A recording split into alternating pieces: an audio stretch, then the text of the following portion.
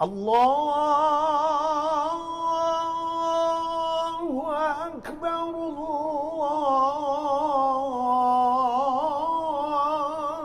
أكبر. بسم الله الرحمن الرحيم. Assalamualaikum warahmatullahi wabarakatuh. Alhamdulillahi rabbil alamin. Wa bihi nasta'inu ala umurid dunya waddin. Asyhadu an la ilaha illallah wahdahu la syarikalah wa asyhadu anna Muhammadan abduhu wa rasuluh. Allahumma salli ala sayyidina Muhammad wa ala alihi wa sahbihi ajma'in. Qala Allah ta'ala fil Qur'anil Karim, a'udzu billahi minasyaitonir rajim. Wa itta'azzana lakum rabbukum la in syakartum la azidannakum wa la in kafartum inna azabi lasyadid. Ibrahim ayat 7. Hadirin sidang jamaah subuh yang dirahmati Allah, salam ta'zim saya kepada guru-guru yang hadir di subuh yang mulia ini, tamu-tamu kita dari Malaysia. Tadi ada Abu Fitri ya, dan teman-teman di belakang, terima kasih.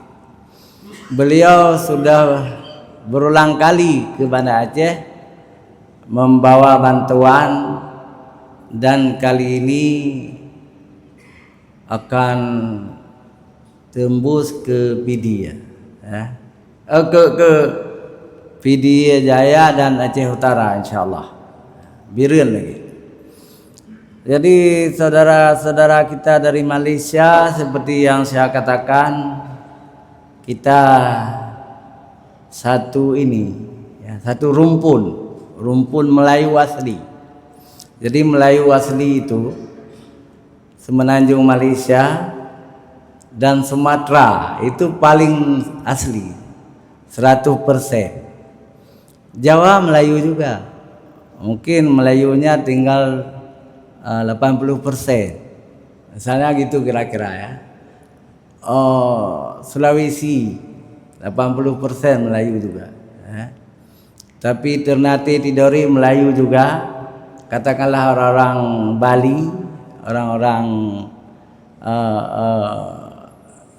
Sulawesi Tenggara dan sebagainya, itu Melayunya 80% atau 70%. Yang jelas orang-orang yang beragama Islam dan menggunakan bahasa Jawi, bahasa Melayu adalah Melayu. Aceh pelopor bahasa Melayu. Jadi bukan orang Malaysia pelopor bahasa Melayu, tapi orang Aceh. Kenapa? Dalam kerajaan Aceh yang berlaku bahasa Melayu. Kitab-kitab,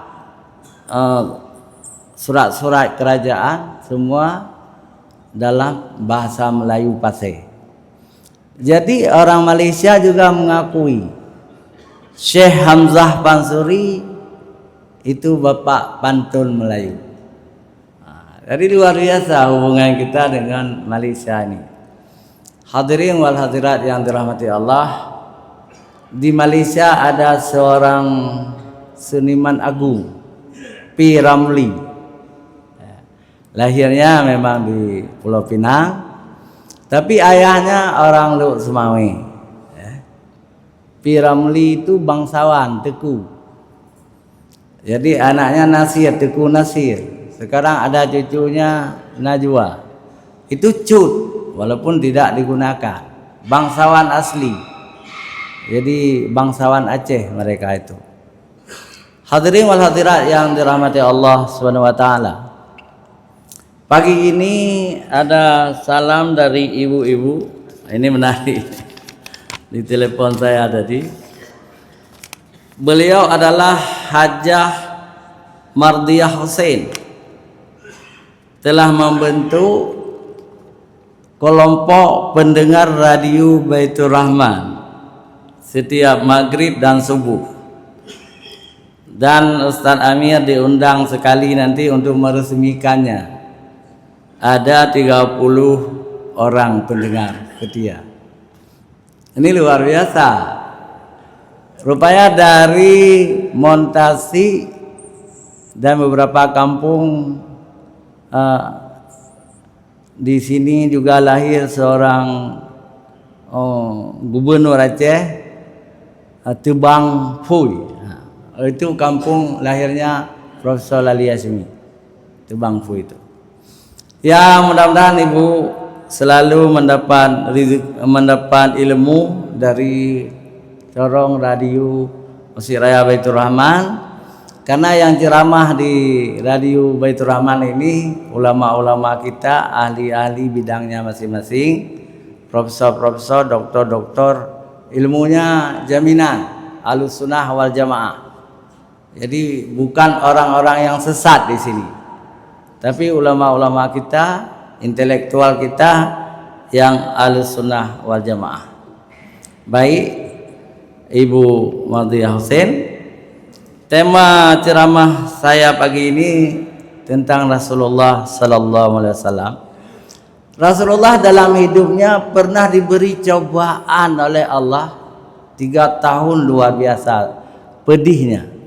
Namanya Hazmun Hadan, Amun Hazan. Amun Hazan ini tahun-tahun kesedihan. Kenapa begitu sedih Rasulullah bersama 300 sahabatnya? Karena orang-orang kafir Quraisy memboikot ekonomi. Tidak boleh jual beli dengan orang Islam. Orang-orang kafir tidak akan menjual apapun sembako kepada orang Islam, dan tidak akan membeli dari orang Islam apapun. Dilarang, ditulis di Ka'bah, di dinding Ka'bah, dilarang jual beli dengan orang Muslim. Sehingga luar biasa penderitaan. Orang-orang kaya dalam Islam sudah habis hartanya. Khadijah sudah habis, Utsman bin Affan, Umar bin Khattab, Abdurrahman bin Auf, orang-orang kaya sudah habis. Kemana habis? Dibagi-bagi kepada kaum muslimin supaya orang-orang Islam jangan lapar. Dibagi-bagi, habis. Begitu cobaan Allah, sangat berat. 3 tahun. Sehingga sebagian orang-orang Islam, apa salahnya karena masuk Islam aja? Sebagian orang-orang Islam memakan daun-daunan yang bukan makanan resmi. Daun-daun itu dimakan di hutan, itu dipetik, pucuk-pucuk daun itu dimakan karena kelaparan. Jadi begitu berat cobaan. Kalau sekarang katakanlah ada saudara-saudara kita belum sampai bantuan, masih lapar, masih kongsi makan, ingat kepada Rasulullah. Ketika Rasulullah berusia pas 50 tahun, 3 tahun diboikot oleh orang kafir. Usianya 51, 52, 53, Rasulullah bersama pengikutnya 300 orang terpaksa memakan daun-daun di hutan. Enggak ada makanan. Tapi kemudian Allah mengirim kelembutan kepada beberapa hati tokoh kafir itu.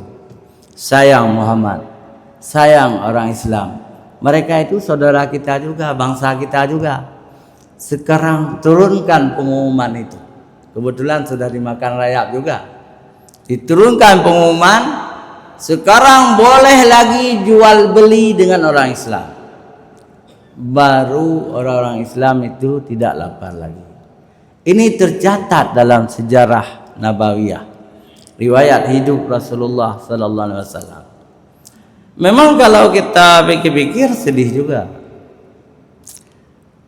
sangat banyak orang meminta bantuan kepada kita, menelepon kita, bantu. Mau kita bantu tidak ada. Dengan apa kita bantu? Untuk sendiri saja enggak ada.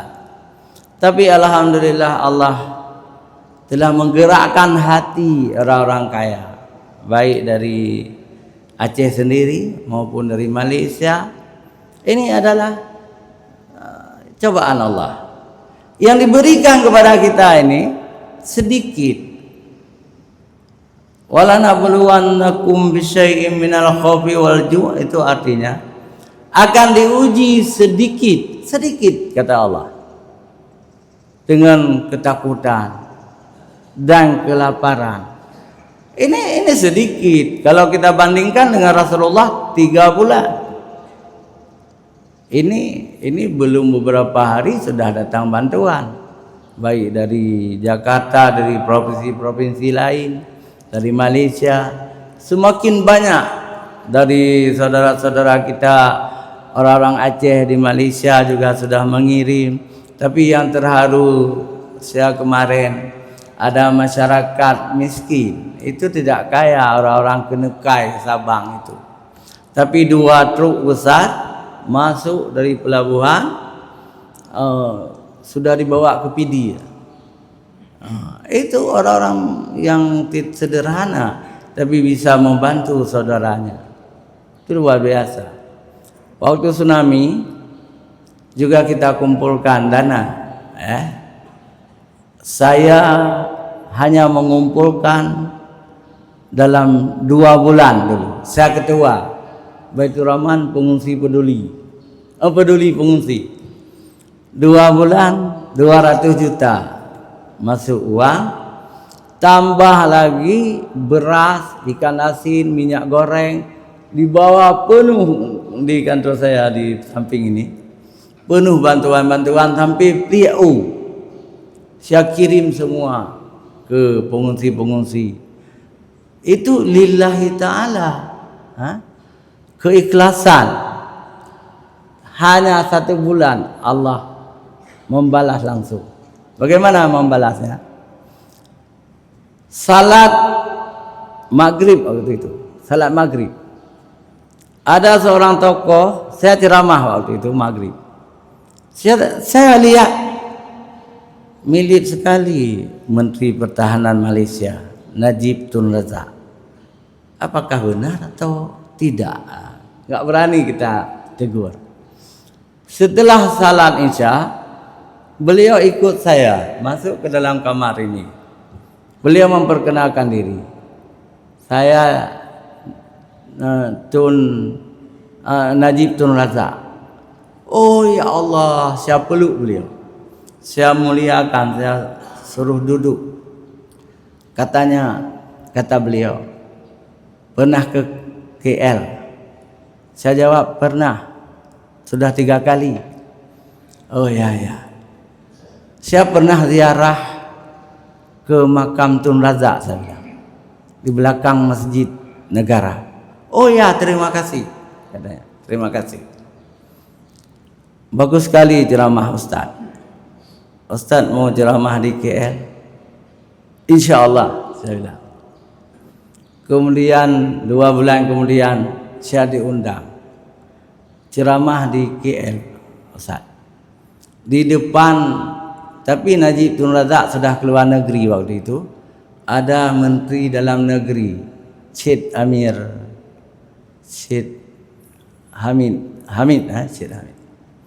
Saya ceramahlah di Kuala Lumpur. Ceramahnya 1 jam. Ceramah saya tentang tsunami. Jadi alhamdulillah, rahmat Allah disiarkan langsung oleh TV Malaysia. Di depan saya ceramah ada 2 bendera kecil, merah putih 1, Malaysia 1. Dan diberi rezeki yang paling banyak. Saya tidak boleh menyebut berapa. Tapi saya bisa berangkat haji dengan istri. Begitu banyak rezeki saya. Tahun 2016 2000 berapa? 2005. Tahun 2005 waktu itu. Jadi alhamdulillah. Yang penting kita ada niat untuk menolong orang lain, pasti orang lain akan menolong kita. Itu kuncinya. Hadirin wal hadirat yang dirahmati Allah, dalam pepatah Aceh ada ungkapan begini, Melayu juga sama. Bala tak sabar. Bala itu harus kita sabar. Ya. Nikmat kita syukuri. Jadi bala itu kita sabar. Dalam Al-Quran juga kita diperintahkan untuk setiap ada cobaan harus kita sabar. Allah memuliakan orang-orang yang sabar itu. Innallaha ma'as sabirin. Sesungguhnya Allah bersama orang-orang yang sabar. Jadi jangan sedikit-sedikit mengeluh. Dan jangan juga di antara kita, ini peringatan keras ya. Jangan mencuri bantuan untuk orang-orang miskin, duafa, anak yatim, orang-orang yang kena musibah, jangan dicuri. Konon ada yang hilang. Siapa yang ambil belum jelas di koran. Gubernur Aceh sudah memerintahkan untuk menyelidiki kemana sekian ton itu. Jangan mencuri. Kalau kita tidak bisa membantu, jangan mencuri hak orang. Besar sekali dosa kita mencuri hak orang. Ini harus kita ingat.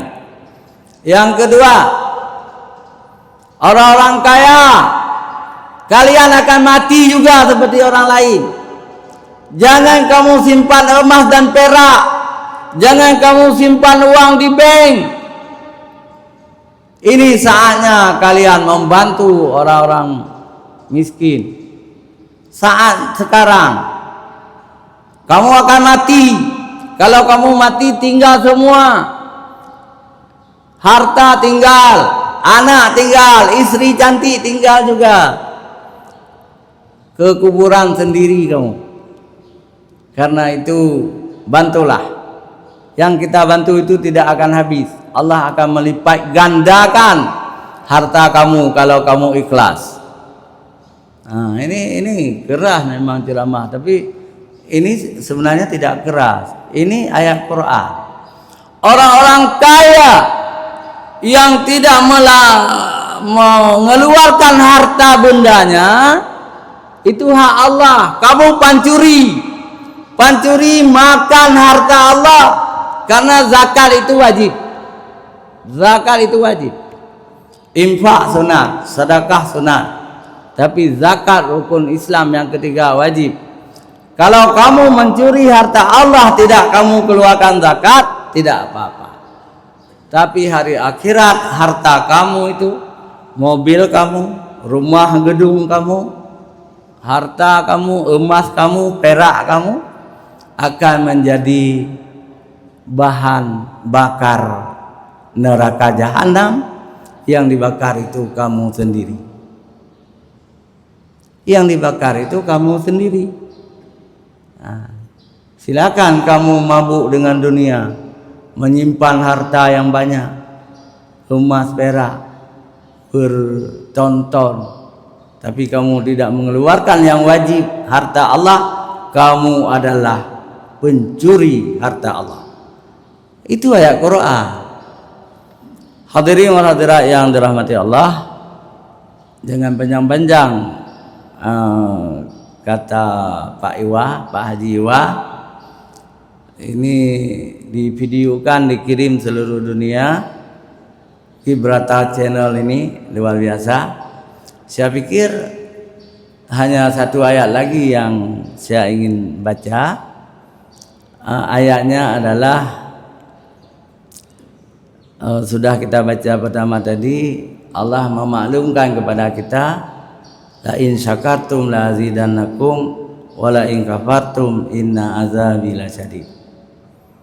Allah memaklumkan kepada kamu, jika kamu bersyukur akan aku tambah nikmat-nikmatku kepadamu. Tetapi kamu ingkar akan diberi azab yang paling pedih. Juga ada ayat-ayat yang lain yang senada dengan itu. Karena itu jangan sayang harta untuk membantu fakir miskin, anak yatim dan orang-orang yang terkena dampak musibah ini. Saya juga ada ditelepon oleh ibu-ibu ini. Ibu-ibu ini meminta radio kepada saya. Saya nggak punya uang untuk membeli radio kepada ibu-ibu ini. Kalau ada di antara bapak-bapak ingin menyumbang radio, radio saya pikir sangat murah. Belilah barang berapa buah, nanti kita panggil ibu ini ke Masjid Raya untuk menyerahkan, untuk mengambilnya. Siapa tahu ada. Demikian dari saya, mudah-mudahan bermanfaat bagi kita semua. Hadanallah wa iyyakum ajma'in. Wassalamualaikum warahmatullahi wabarakatuh. اللهم صل على سيدنا محمد وعلى آله وصحبه أجمعين. اللهم أعنا على ذكرك وشكرك وحسن عبادتك. ربنا اغفر لنا ذنوبنا ولوالدينا وارحمهم كما ربونا صغارا. ولجميع المسلمين والمسلمات والمؤمنين والمؤمنات الأحياء منهم والأموات برحمتك يا أرحم الراحمين. اللهم انصر إخواننا المسلمين المستضعفين في فلسطين. اللهم انصرهم على أعدائهم. اللهم انصرهم نصرا عزيزا. اللهم أعز الإسلام والمسلمين وأهلك الكفرة والمشركين ودمر أعداءك أعداء الدين واجمع كلمة المسلمين على الحق يا رب العالمين. ربنا آتنا في الدنيا حسنة وفي الآخرة حسنة وقنا عذاب النار. وصلى الله على سيدنا محمد وعلى آله وصحبه وبارك وسلم والحمد لله رب العالمين. الفاتحة. ورحمة الله. أعوذ بالله من الشيطان الرجيم. بسم الله الرحمن الرحيم. الحمد لله رب العالمين الرحمن الرحيم مالك يوم الدين. إياك نعبد وإياك نستعين. اهدنا الصراط المستقيم صراط الذين أنعمت عليهم غير المغضوب عليهم ولا الضالين. آمين يا رب العالمين. صلى الله على سيدنا محمد صلى الله عليه وسلم. صلى الله على سيدنا محمد صلى الله عليه وسلم. صلى الله Terima kasih Gibraltar. على سيدنا Gibraltar. Terima kasih. محمد. يا ربي صل